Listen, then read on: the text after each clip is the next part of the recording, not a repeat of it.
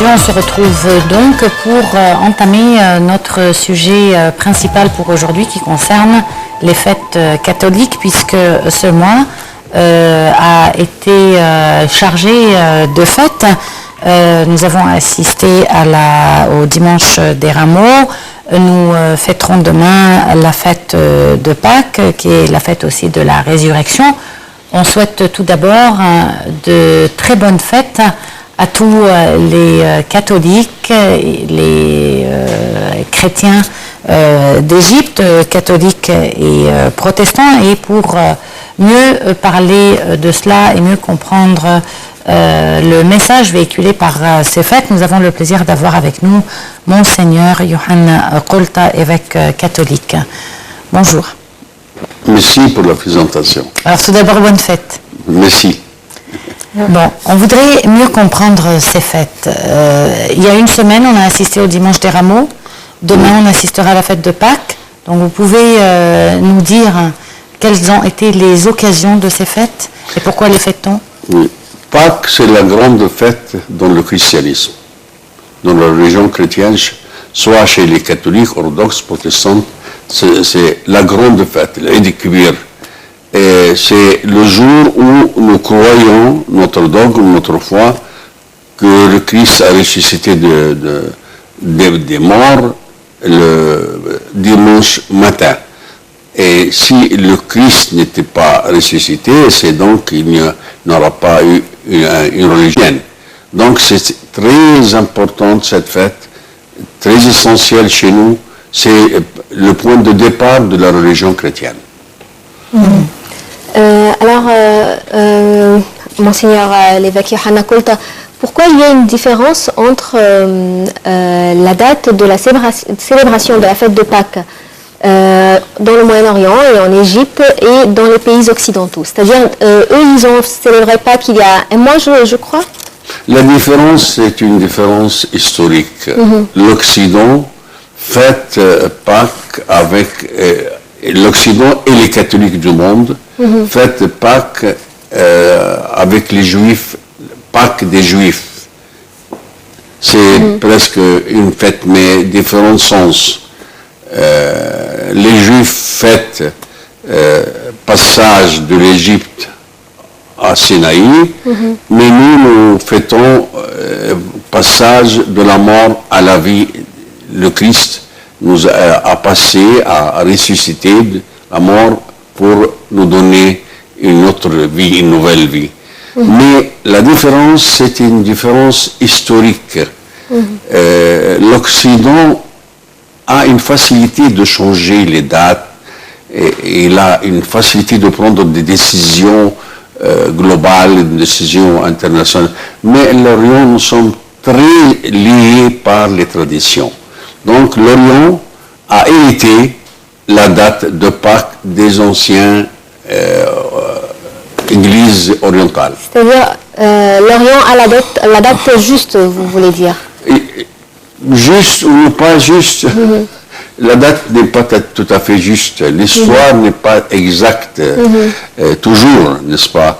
On ne sait pas, c'est à peu près, mais la date exacte, ça n'existe pas dans l'histoire de religion, n'est-ce pas?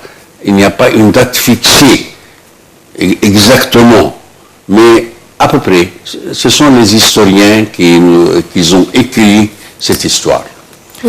Bon, on voudrait parler du dimanche des Rameaux aussi. Qu'est-ce qu'elle représente cette fête et quels sont les rites pendant cette fête? Le dimanche des Rameaux. Le dimanche, c'était le dimanche passé. C'est souvenir de l'arrivée du Christ à Jérusalem dans une manifestation populaire comme un roi d'esprit. C'est pas un roi du monde, mais un roi des esprits, des cœurs. Et donc nous faisons comme le peuple dans ce temps-là. Ils ont mis leurs habits. Il n'y avait pas de tapis pour le Christ. C'était un pauvre Christ. Et ils ont chanté, ils ont pris les papiers d'olive, les zaytoun, les palmes, en chantant Alléluia. Donc nous fêtons le souvenir de l'arrivée de la rentrée du Christ à Jérusalem et au temple de Jérusalem. Et comment est-ce qu'on fête ça aujourd'hui, concernant la fête de Pâques et concernant le dimanche de Rameaux? Quelles sont les coutumes et les traditions qui se font durant ces fêtes? Entre dimanche de Rameaux et dimanche de Pâques, une semaine, on l'appelle Asboua al-Alam, la semaine de souffrance de la passion du Christ, Alam al-Masih. Cette semaine est très, c'est-à-dire très respectée dans la foi catholique. Les jeûnes, le carême, des longues prières, quelquefois ces prières durent des heures, et les gens aiment beaucoup cette semaine. C'est dimanche de Rameaux, c'est la préparation du Christ pour Vendredi Saint. Nous croyons que le Christ était crucifié Vendredi Saint, et jeudi avant vendredi, le Christ nous a donné le sacrement de l'Eucharistie, la messe, et le sacrement du sacerdoce. Il a ordonné ses apôtres comme des évêques. Donc jeudi, préparation pour vendredi, jeudi et vendredi, préparation pour Pâques. Donc c'est une semaine vraiment très aimée par les chrétiens. Et pour parler un peu des divergences, pourquoi les catholiques et les orthodoxes en Égypte célèbrent Pâques dans la même date, alors que pour Noël, par exemple, il y a une différence dans la date de la fête de Noël? Oui, c'est une belle question. Avant des années, je suis membre du comité du dialogue entre orthodoxes et catholiques. Nous étions d'accord de fêter Noël le 25 décembre, parce que c'est une fête internationale, Christmas. Le monde entier fête le 25 décembre. Nous sommes d'accord. Et fêter Pâques avec l'Église copte orthodoxe. Mais c'était difficile pour l'Église copte orthodoxe de changer la date de Noël, parce que l'Église copte orthodoxe fête Noël le 7 janvier. Qui est juste, comme je vous ai dit déjà, l'histoire pleine de mensonges, on ne peut pas dire exactement quelle est la date des anciens, mais on le sait. Donc l'Église orthodoxe a gardé ses traditions, fêter Noël le 7 janvier, fêter Pâques une autre date.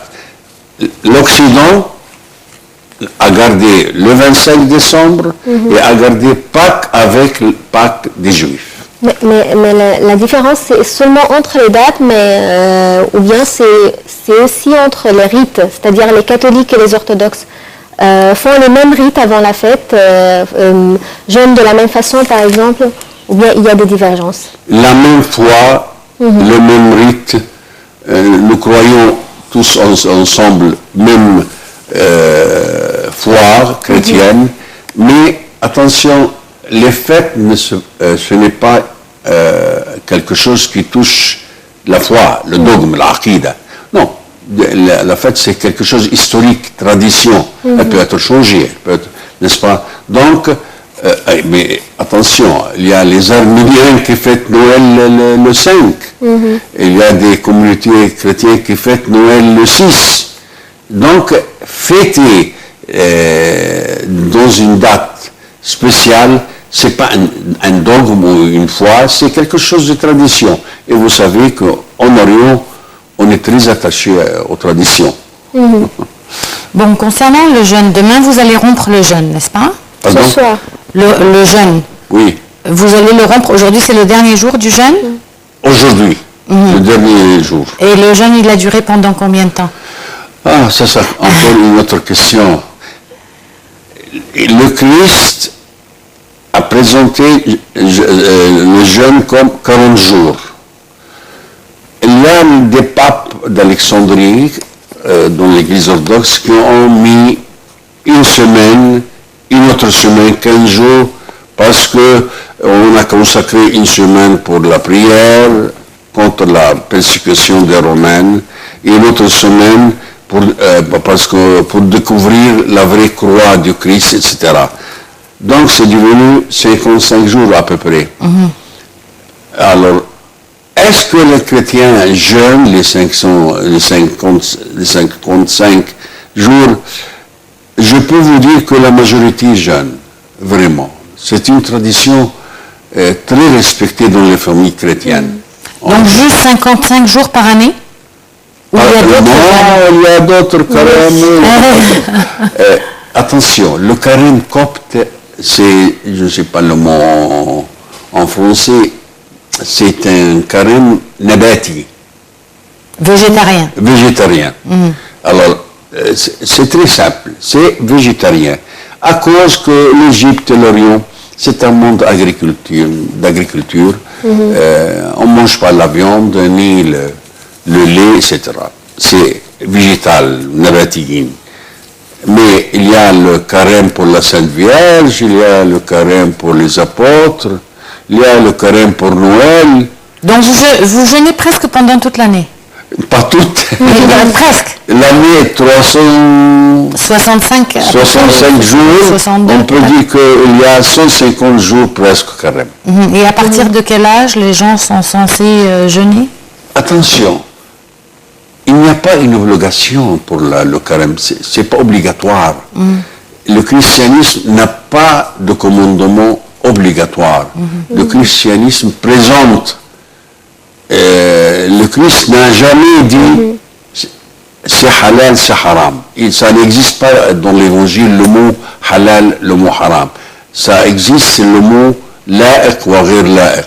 Donc, d'habitude, ce sont nos familles qui nous aident à respecter le carême. Mais vous avez aussi vous avez les péchés. Le péché? Oui. Mais le péché, c'est une partie de ce qui est haram. De ce qui est haram. Donc vous avez le haram en quelque sorte. Oui, d'une autre manière. Mais ce sont, je parle de choisir les paroles. Et le carême, c'est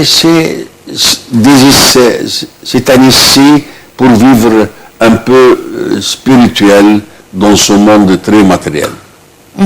Et vous dites qu'il n'y a pas d'obligation dans le christianisme. Il n'y a pas d'obligation dans le christianisme. Est-ce que ce mot concerne aussi la prière? Je n'ai pas compris la question, s'il vous plaît. Vous dites qu'il n'y a pas d'obligation dans le christianisme. Est-ce que ce mot concerne aussi la prière? Est-ce que la prière n'est pas obligatoire? Le christianisme ne donne pas des ordres. Mais elle donne des orientations spirituelles. Chacun est libre de suivre ou ne pas suivre. Celui qui peut suivre, c'est bien, c'est un bon croyant. Alors, c'est Dieu qui le juge. Et celui qui ne suit pas, c'est Dieu qui le juge. Mais je crois, ça c'est personnellement, il n'y a pas dans toutes les religions obligation. Si tu ne fais pas ça, tu vas à l'enfer. C'est de notre explication, tafsirat, qui ne sont pas justes. Dieu nous a créés libres. Nous sommes des êtres humains libres. Dieu nous a donné une volonté, une tête à réfléchir. Il nous a donné ses commandements dans chaque religion. À nous de suivre, d'obéir ces commandements. Mais ce n'est pas un ordre d'un Seigneur à ses esclaves. Nous ne sommes pas les esclaves de Dieu. Nous sommes les fils de Dieu. C'est une expression dans la pensée arabe musulmane et dans la pensée chrétienne. Nahnu ayalullah, awladullah. Donc, il y a une certaine profondeur dans la relation entre l'être humain et Dieu. Si j'aime Dieu, si je respecte Dieu, je respecte ses commandements. Si je ne respecte pas Dieu, seulement je crois par les lèvres, la langue, je dis oui, je suis chrétien, mais pratiquement je ne suis pas chrétien. C'est ça le problème de notre monde. Comment vivre croyant chaque jour. Vous voyez? Et c'est très difficile. Je crois que cette pensée n'est pas la même parmi les orthodoxes et les catholiques. C'est-à-dire, les orthodoxes sont beaucoup plus stricts. C'est-à-dire, pour eux... Beaucoup traditionnels. Exactement. Pour eux, la prière, c'est obligatoire. Le jeûne, c'est obligatoire. Ils prennent les choses plus au sérieux, plus strictement, je crois. Mais c'est clair pour expliquer. Le catholicisme et les protestants sont très influencés par la civilisation occidentale. C'est une partie de la civilisation moderne occidentale. Donc ils ont ouvert beaucoup de portes, ils ont changé beaucoup d'explications. C'est un monde très ouvert. L'Orient, nous sommes encore dans le Moyen-Âge. Bon, on voudrait revenir quand même aux traditions des fêtes. Qu'est-ce que vous faites pendant ces fêtes? Par exemple, les musulmans, le jour de la fête, ils ont certains gâteaux, ou alors dans d'autres fêtes, ils égorgent un mouton, et il y a la Hadaya, c'est les sommes d'argent qui sont données aux petits. Vous fêtez ça comment? En Égypte, les fêtes musulmanes, les fêtes chrétiennes et les musulmans et les chrétiens font la même chose. Attention, jamais il y avait une différence dans les fêtes. Et je me rappelle bien dans l'histoire, pendant les Fatimides, les musulmans fêtaient avec les Coptes Eid el-Nil, Eid el-Ghutas. Et même l'Ouali descendait au Nil dans ce jour-là. Donc, c'est quelque chose d'extraordinaire d'expliquer pour l'Égypte. C'est vraiment un pays très uni. Les fêtes sont les mêmes, les péchés sont les mêmes, les vices sont les mêmes et les vertus sont les mêmes. Donc nous fêtons les fêtes ensemble. Il y a beaucoup de musulmans qui nous disent qu'ils sont taïbines et nous faisons la même chose. Quelquefois on donne des cadeaux, ils nous donnent Eid al-Dahiyya, et des occasions religieuses. Donc vous ne sentez pas que vous êtes dans un pays où il y a deux religions, il y a deux... Non, c'est un seul peuple, mais avec beaucoup de... avec des religions, avec des différences dans la foi, mais unité dans les traditions et dans la vie quotidienne. Mais outre ce que vous dites, on sent quand même que après la Révolution, l'union entre les musulmans et les chrétiens d'Égypte est devenue beaucoup plus solide qu'avant. Ça s'est reflété aussi pendant la visite du roi saoudien et du roi de Bahreïn, avec la rencontre du pape, chose qui ne se faisait pas avant, mais symbolisant l'unité justement des Égyptiens et symbolisant l'importance des chrétiens pour l'Égypte et qui sont indissociables de la nation égyptienne. Vous avez tout à fait raison. La révolution de janvier, de 30 juin, a fait sortir les très belles choses de l'Égyptien et les très mauvaises choses. Les très belles choses, l'unité de l'Égypte. Ça, comme vous l'avez dit, c'est devenu plus solide, plus clair. Musulmans, chrétiens, un seul peuple. C'était clair, surtout le 30 juin à Maïdan el-Tahrir. Nous avons dit la messe à Maïdan el-Tahrir. Et nos frères et nos amis musulmans étaient autour de nous pour nous garder. Donc voilà des très belles choses. Et encore la liberté. Nous avons senti que nous sommes plus libres maintenant après Mais en même temps, la révolution avait sorti des mauvaises choses, ne pas respecter la loi, le Qanoun, ni les grands Koubar Sin. Il y a une certaine révolution psychologique chez la génération égyptienne. Ça va passer, mais pour la visite du roi al-Bahreïn et du roi saoudien, je dois vous dire ici, merci à notre cher président, Sisi. Et je le dis carrément de tout mon cœur, je ne suis pas un employé de gouvernement, je ne pense pas avoir un poste, non. J'étais professeur, ancien professeur à l'université, ça va. Merci, Monsieur le Président. C'est un message pour le monde entier, et pour le monde musulman, et pour le monde arabe. L'Égypte, c'était le pays de pluralité, ta'addud, tanawwa. L'Égypte, c'est l'Égypte. Égypte, arabe, un pays majorité musulmane, mais toujours l'Égypte avec une grande communauté copte. Donc c'était un message très fort et très clair pour le monde. Seulement le Sisi qui a fait ça. Merci, Monsieur le Président. Donc, qui a poussé à faire une visite entre le pape et les rois. Alors on comprend de ce que vous dites que c'est aussi le même avis, la même opinion de tous les chrétiens. C'est-à-dire, pour mieux expliquer ce que je veux dire, après la révolution du 25 janvier, la plupart des chrétiens avaient peur, surtout après l'arrivée de Mohamed Morsi au pouvoir. De nombreux d'entre eux ont quitté le pays, soit à l'Occident ou bien au pays du Golfe, par exemple aux Émirats Arabes Unis. Maintenant, est-ce qu'ils sont plus rassurés? Je vous donne un exemple pour répondre à votre bonne question. Dans les difficultés qui sont arrivées à un petit village qui s'appelle Dalja, Minia, il y avait des extrémistes qui ont brûlé l'église, quelques maisons. J'ai vu moi-même, ce sont les musulmans qui ont essayé d'arrêter ça, qui ont gardé les églises et les chrétiens. C'est le sentiment chez les chrétiens que le peuple et musulmans et chrétiens sont très unis, chacun défend l'autre. Et maintenant, c'est encore plus clair.